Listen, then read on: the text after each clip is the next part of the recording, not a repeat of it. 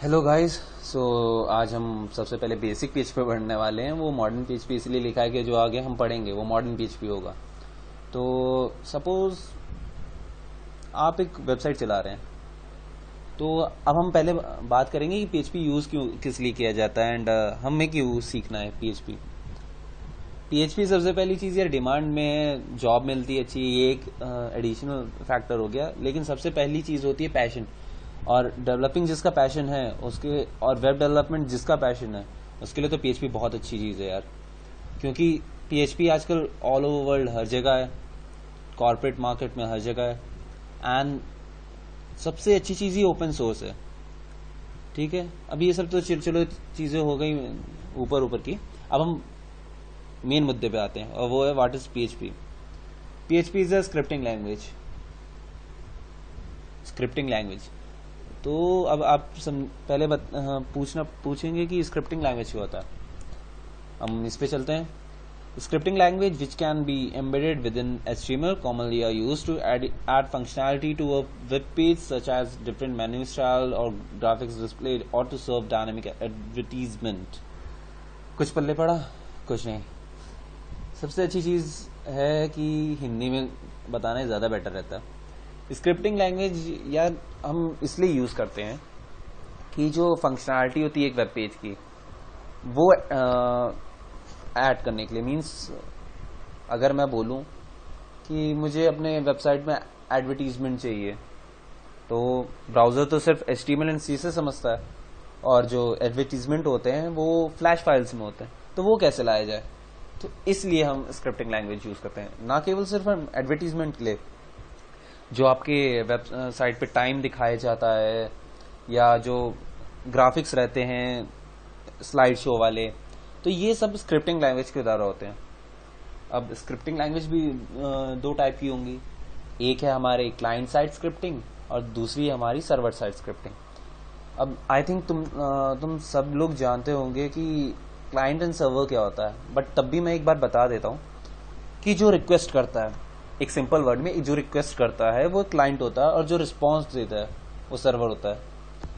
अगर आप क्लासरूम में हैं तो आपने कोई क्वेश्चन किया, वो क्वेश्चन आपका रिक्वेस्ट हो गया टू द फैकल्टी, और फैकल्टी आपकी सिंस सर्वर है, वो अपने डेटाबेस मतलब माइंड में देखेगी कि यार इसका आंसर क्या है, एंड देन वो आपको रिस्पॉन्स करेगी विद एन आंसर, चाहे कोई भी आंसर हो। या तो वो हो सकता है कि मुझे नहीं पता, या ये आपका जो रिक्वायर्ड क्वेश्चन था उसके आंसर हो सकता है।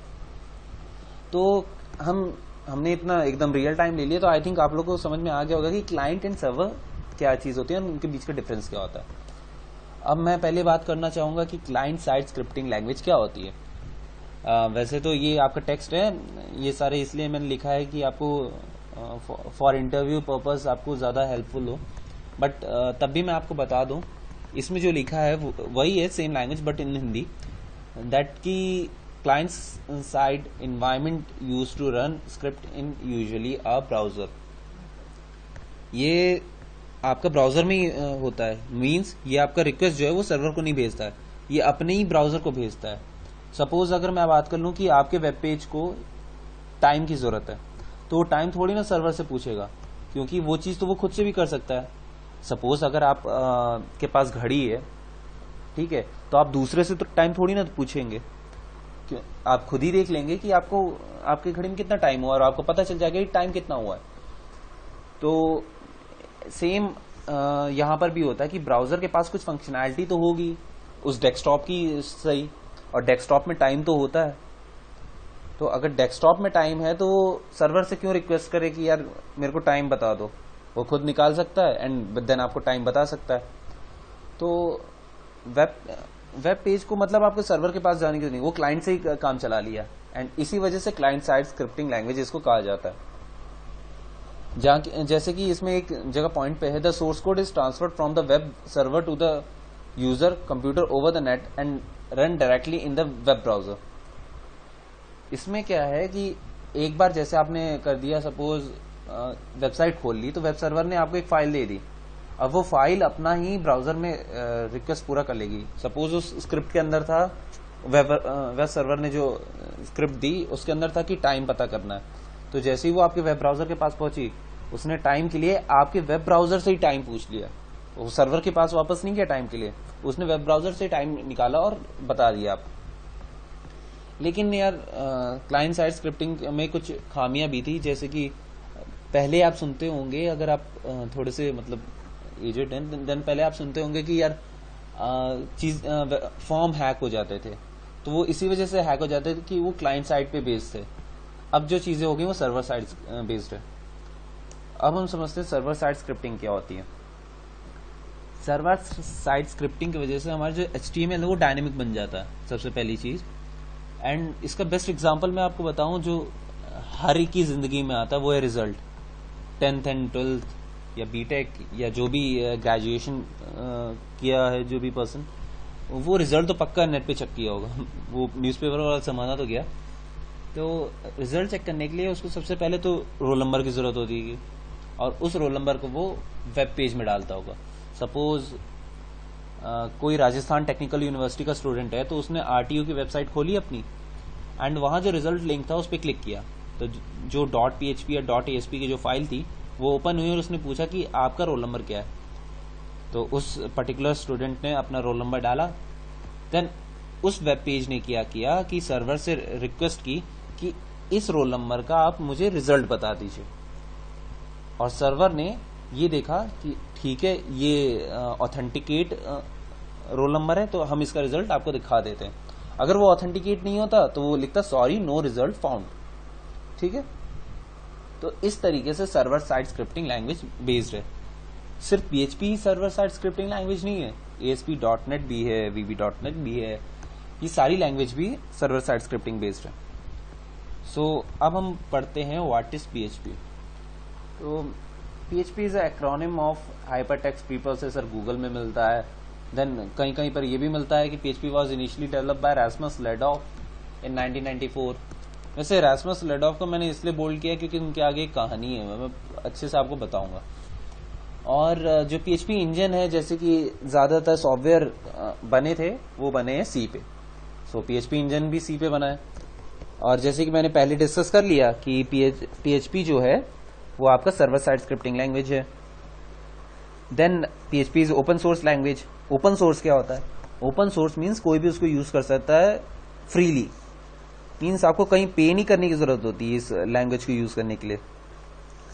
अब जो है जैसे HTML का एक्सटेंशन है .html, CSS का एक्सटेंशन है .css, वैसे ही PHP का एक्सटेंशन बहुत सारे हैं जो कि मैंने यहाँ गिवन दे रखे हैं, जैसे .php, .phtml, .php3, यहाँ पर .php एंड देन उसका वर्जन 3 है, .php4, .php5 एंड .phps। जो हमारा नेक्स्ट पॉइंट है वो है PHP is cross platform, means PHP किसी में भी रन हो जाती है, चाहे वो विंडोज हो, चाहे वो आपका लिनक्स हो, चाहे आपका सन सोलारिस हो। तो ये नहीं देखते कि कौन सा प्लेटफॉर्म है, बिकॉज इट्स ओपन सोर्स, तो हर एक के लिए बनी भी होगी, ऑब्वियस सी बात है। ठीक है, तो अब हम जाते हैं नेक्स्ट स्लाइड पे, और ये बताता है but PHP was actually developed by any gateman and जीव सरस्की। अब ताजुब की बात यह है कि रास्मस लेडॉफ ने इसे PHP FI किया था, जो कि PHP वर्जन 1.0 और PHP वर्जन 2.0 का था। अब ये PHP 1.0, 2.0 और 3.0 जो है उनके बीच का डिफरेंस क्या है ये हम आगे पढ़ते हैं, लेकिन तब भी आपको मैं बता दूं फादर ऑफ PHP रास्मस लेडॉफ ही है। और अगर आपसे कभी भी इंटरव्यू में पूछा जाता है who developed PHP, then you have to say that Rasmus Lerdorf developed PHP, but the initial name of PHP was PHP FI. That means PHP stands for personal home page, that is PHP, and FI means form interpretation. Okay, PHP 3.0 से हमने PHP को कहना शुरू किया है hypertext pre processor. सो जब हम working पढ़ेंगे आगे, तब हम बताएंगे कि PHP को हाइपरटेक्स्ट प्री प्रोसेसर क्यों कहा जाता है। अब हमने जैसे कि बात की कि PHP 1.0, 2.0, 3.0, 4.0 एंड 5.0। मैं आपको बताना चाहूंगा कि 4.0 एंड 5.0 जो है वो मॉडर्न PHP के नाम से भी जाना जाता है, जो कि मैंने पहले स्लाइड में लिखा था मॉडर्न PHP। तो मैं आपको बताऊंगा कि मॉडर्न PHP क्यों, बट उससे पहले हम 1.0 पे पहुंचते हैं वापस से। PHP was created by Rasmus Ladorf in 1994.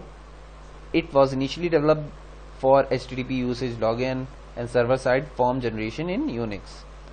तो PHP जो था वो फॉर्म इंटरप्रिटेशन के लिए ये यूज होता था और उसको हम पर्सनल होम पेज के लिए यूज किया करते थे. उस वक्त इन 1994 CGI बहुत यूज होता था, कॉमन गेटवे इंटरफेस. एंड आप जानते हैं कि जब कोई नई चीज आती तो उसका बूम कितना होता मार्केट में. जैसे कि जावा के बाद एंड्रॉयड आया तो एंड्रॉयड का बूम हो गया था. सो इसी तरीके से जब PHP आया था PHP का बूम हो गया था. एंड इसी वजह से with in a year in 1995 PHP ने सर्वर साइड लैंग्वेज पूरी तरीके से बन गया, क्योंकि उसने डेटाबेस सपोर्ट लिया, फाइल अपलोड सिस्टम आ गया उसके अंदर, वेरिएबल सपोर्ट किए, एरे सपोर्ट किए, recursive functions, conditions, iteration and regular expression. इतनी सारी चीजें सपोर्ट कर ली. तो यार ऑब्वियस ही बात है कि अगर कोई चीज हमें ज्यादा मिल रही है और वो भी फ्री में, तो हम उसी को प्रेफर करेंगे. अब लेकिन प्रॉब्लम एक चीज थी, अभी भी डेटाबेस सपोर्ट तो कर दिया बट डेटाबेस ओपन नहीं था. और जो PHP 3.0 में इन 1998 पूरा हुआ, ODBC, DB मतलब डेटाबेस है एंड O मतलब ओपन एंड C मतलब connectivity, open database connectivity, ODBC. It means कि चाहे कोई भी डेटाबेस हो, ये उसके लिए उसके साथ कनेक्शन करने के लिए एकदम तत्पर है. Multiple platform support. अभी तक जो PHP था वो यूनिक्स पे चलता था, क्योंकि सर्वर साइड फॉर्म जनरेशन जो है वो सिर्फ यूनिक्स के लिए बनाया था रास्मस लर्डॉफ ने. और ईमेल प्रोटोकॉल भी सपोर्ट आ गया था. और साथ ही साथ a new parser written by Zeev Suraski and Andi Gutmans. सबसे अच्छी चीज अभी जो ये न्यू पार्सर वो 4.0 में होके जेंड इंजन बना, जो कि आज जेंड सर्टिफाइड, जिसको हम PHP डेवलपर्स के नाम से जानते हैं, जो भी PHP डेवलपर्स हैं, वो इसी वजह से कि जेंड इंजन जो है वो 4.0 से चलता आ रहा है. एंड इन 2000 जो PHP था वो एक इंडिपेंडेंट कंपोनेंट हो गया वेब सर्वर का. मींस वो अब PHP खुद में होस्ट हो सकता था, और साथ ही साथ कई नए फीचर भी ऐड हुए इसमें. और इसी के साथ हमारा मॉडर्न PHP शुरू हुआ. बट बड़े दुख के साथ कहना पड़ रहा है कि आज भी ज्यादातर इंडियंस या स्टूडेंट्स जो हैं वो बेसिक PHP पढ़ते हैं, मतलब .php. मॉडर्न PHP में जो है .php यूज ही नहीं होता यार. अगर हम कुछ वेबसाइट्स देखें तो उनमें कोई एक्सटेंशन नहीं होता, .html नहीं होता, .php नहीं होता, बट तब भी वो सारा चीज लोड हो रहा था, बिकॉज वो बेस्ड होता है PHP पे, मॉडर्न PHP पे. ऐसी PHP 5.0 आया जिसने ऑब्जेक्ट ओरिएंटेड प्रोग्रामिंग यूज की. ये भी चीज मैं बताना चाहूँ कि बेसिक PHP में प्रोसीजरल प्रोग्रामिंग यूज होती है. और नहीं, वैसे तो यार हम उसमें ऑब्जेक्ट ओरिएंटेड प्रोग्रामिंग भी यूज कर सकते हैं, बट यार हम लोग को आज तक सिखाया गया, चाहे कोई भी इंस्टीट्यूट में जाए, कि बेसिक PHP में प्रोसीजरल प्रोग्रामिंग हम लोग यूज करते आ रहे हैं. ऑब्जेक्ट ओरिएंटेड प्रोग्रामिंग हम लोग कभी नहीं यूज किए. मैं कहना चाहता हूं कि आप लोग थोड़ा सा ऑब्जेक्ट ओरिएंटेड प्रोग्रामिंग के बारे में अगर नहीं पता है तो जान लीजिए, क्योंकि आगे जो भी हमारा काम होगा वो ऑब्जेक्ट ओरिएंटेड प्रोग्रामिंग बेस्ड ही होगा. और अगर आपको मतलब प्रॉब्लम हो रही है समझने में तो आप मुझे बताइए, मैं आपके लिए उसका भी वीडियो बना दूंगा. एंड अब 5.0 पे वापस आते हैं. इसमें बहुत सारे और एक्सटेंशन ऐड हुए और SQLite इंस्टॉल हुआ, जो कि एक बहुत बड़ा फीचर है. मैं आपको बताऊंगा कि SQLite असल में होता क्या है, क्योंकि एक ऐसा SQL है जो मींस इतने स्मॉल अमाउंट में डेटा सेव करता है कि आपका बहुत सारा डेटा मतलब मेमोरी बच जाएगी. अब जैसे कि मैंने कहा था कि browser only understand HTML and CSS. क्यों? क्योंकि उसको यार एक ही चीज चाहिए, how to define a data and how to style a data.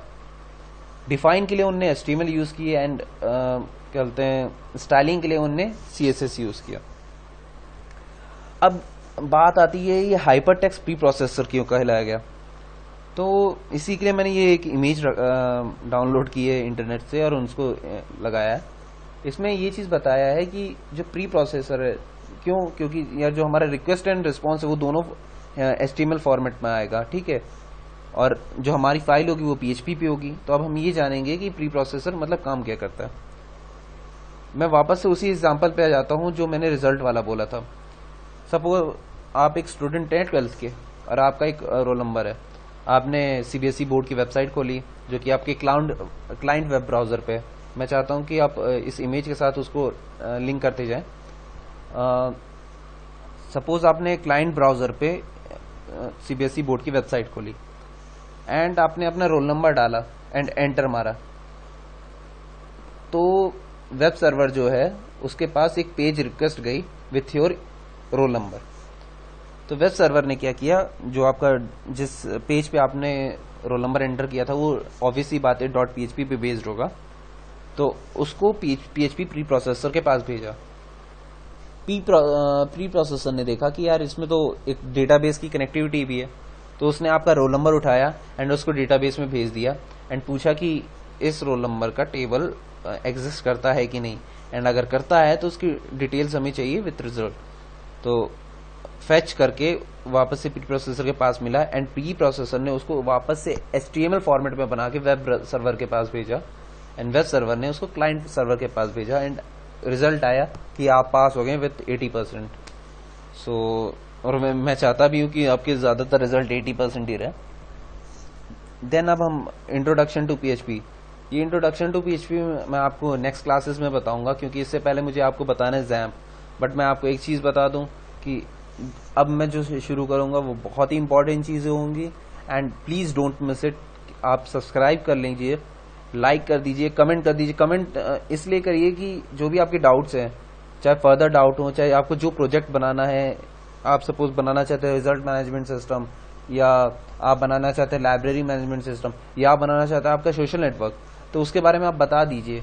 सो मैं उसी हिसाब से पढ़ाता रहूंगा आप लोगों को, और मैं चाहता हूं कि आप लोग अपने डाउट्स जो हैं वो मुझे सेंड कर दीजिए, ईमेल कर दीजिए।